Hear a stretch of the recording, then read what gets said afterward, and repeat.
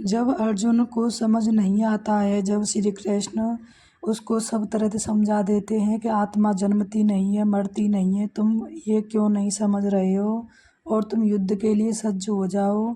कोई तुम्हारा अपना नहीं है, यहाँ पर सब एक माया जाल है। लेकिन उसकी समझ में फिर भी नहीं आता है अर्जुन की। और अर्जुन फिर कहते हैं, हे श्री कृष्ण, मुझे थोड़ा और समझाइए जिससे मैं इस छोटी बुद्धि में कुछ समझ सकूं। मैं तुम्हारे सामने कुछ भी नहीं हूँ, तुम्हारे ये विचार मुझे कम समझ आ रहे हैं, इसीलिए आपसे हाथ जोड़कर विनती करता हूँ, मुझे और समझाने की कोशिश करें। तो फिर श्री कृष्ण कहते हैं, हे अर्जुन, ये समझो तुम्हारे जन्म लेने से पहले यहाँ क्या था और किसी को मालूम नहीं था। फिर मरने के पीछे क्या होना है कोई नहीं जानता। श्री कृष्ण कहते हैं कि तुम ये बताओ कि जब तुम यहाँ जन्मे नहीं थे तो तुम्हें पता था कि यहाँ क्या था, और या फिर तुम यहाँ से अब मान लो कि मृत्यु को प्राप्त हो गए, फिर उसके बाद तुम्हें पता चलेगा कि यहाँ क्या रह गया या क्या था या क्या है। तो अर्जुन, तुम ये समझो कि यहाँ पे हमारे जन्म लेने से पहले न कुछ था, सब कुछ था और पीछे भी रहेगा और अब भी है, जो कभी न मिटेगा, न मरेगा, न जन्मेगा। तुम समझो और युद्ध के लिए सज्ज हो जाओ। फिर वह इस चीज़ पर हम प्राणियों के लिए एक संदेश देते हैं इस बात से कि इस संसार में तुम इतने मत समझो, इतने मत रम जाओ कि तुम ये ही भूल जाओ कि तुम यहाँ क्या करने आए थे। तुम सिर्फ यहाँ पर एक ये समझ लो कि खुशी के लिए आए हो, अपने आप को जानने के लिए आए हो, तो उस पर ध्यान दो। इसके लिए तुम्हें ध्यान की ज़रूरत है, और ध्यान करने से हमारे अंदर की जो आत्मा होती है वो जागृत होती है। तो ये हमें समझाते हुए कहते हैं कृष्ण। फिर वह उससे दोबारा फिर कहते हैं कि जिस प्राणी का मन, ये बहुत इम्पोर्टेंट बात बताते हैं वह, जो आप लोग ध्यान से सुने, कि जिस प्राणी का मन भोगों में लगा रहता है उसके अंतःकरण में निश्चयात्मक बुद्धि नहीं रहती। इसीलिए तुम सुख दुख को समान मानो। श्री कृष्ण कहते हैं कि जिस प्राणी का मन यहाँ भोगों में लगा रहता है, पराई स्त्री देखना, अपने घर मकान करना, दूसरों की बुराई करना, दूसरों के लिए अहित करना, तो ये सब जब करता है तो उसके अंतःकरण में निश्चय बुद्धि नहीं हो पाती है, और निश्चय बुद्धि नहीं रहती है।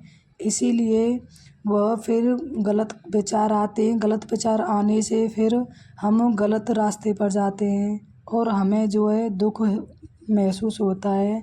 तो इसीलिए हे अर्जुन, तुम यहाँ पर खुद को ऐसा मत समझो कि यहाँ तुम भोग भोगने के लिए आए हो, तुम सुख और दुख को समान मानो। फिर श्री कृष्ण कहते हैं कि जो प्राणी कर्म करता हुआ फल की इच्छा करता है वह मोक्ष को प्राप्त नहीं कर सकता। जो प्राणी सिर्फ कर्म करता है उसे मोक्ष प्राप्त होता है। श्री कृष्ण कहते हैं, ये अर्जुन, तुम सिर्फ कर्म करो, फल की इच्छा ना करो। तुम्हारा सिर्फ कर्म करने का उद्देश्य है, फल जो भी हो उसकी चिंता ना करो। तो वो कहते हैं कि जो प्राणी, इस संदेश से हमें वह समझाते हैं श्री कृष्ण, कि जो प्राणी कर्म करता हुआ फल की इच्छा करता है तो वो कभी भी मोक्ष को प्राप्त नहीं कर पाता है, और जो प्राणी कर्म करता है और कभी आगे पीछे के बारे में नहीं सोचता है तो वो निश्चय ही मोक्ष को प्राप्त होता है। श्री कृष्ण अर्जुन को यही समझाते हैं कि तुम इस समय अपना कर्म करो, क्षत्रिय कर्म करो, क्योंकि तुम यहाँ एक धर्म योद्धा बन के खड़े हो, सत्य के रास्ते पर खड़े हो, तो यहाँ पर तुम कर्म करो। ये मत सोचो कि ये ताऊ है या चाचा है या भाई है, यहाँ कोई कुछ नहीं है, ये सिर्फ एक माया का जाल है। तो ये सब अर्जुन को समझाते हैं। फिर अर्जुन कहता है कि हे कृष्ण, मुझे थोड़ा और समझाइए, इस छोटी बुद्धि में मैं अब भी नहीं समझ पाया हूँ। तो इस पर फिर श्री कृष्ण उसको समझाते हुए कहते हैं, हे अर्जुन, जो पुरुष अपने मन की सभी कामनाओं को त्याग कर खुद में ही प्रसन्न रहता है। दुख में जिसके मन को खेद नहीं होता, खुशी में खुश नहीं होता, प्रेम भय क्रोध जिसके जाते रहते हैं, वह पुरुष मुझको जल्दी प्राप्त करता है। श्री कृष्ण कहते हैं कि हे अर्जुन, जो इंसान अपने मन की इंद्रियों को बस में कर लेता है, कामनाओं को, जैसे हम कर्म करने के लिए गलत रास्ते पर चल जाते हैं, ये संदेश हमें श्री कृष्ण देते हैं कि कर्म करते हुए गलत रास्ते पर मत जाओ, क्योंकि जितनी तुम्हारी कामना होंगी उतने ही तुम्हारे बेकार आएंगे, और इतने बेकार आएंगे तो तुम गलत रास्ते पर चलने के लिए तैयार हो जाओगे और तुम सही रास्ता जो है भटक जाओगे।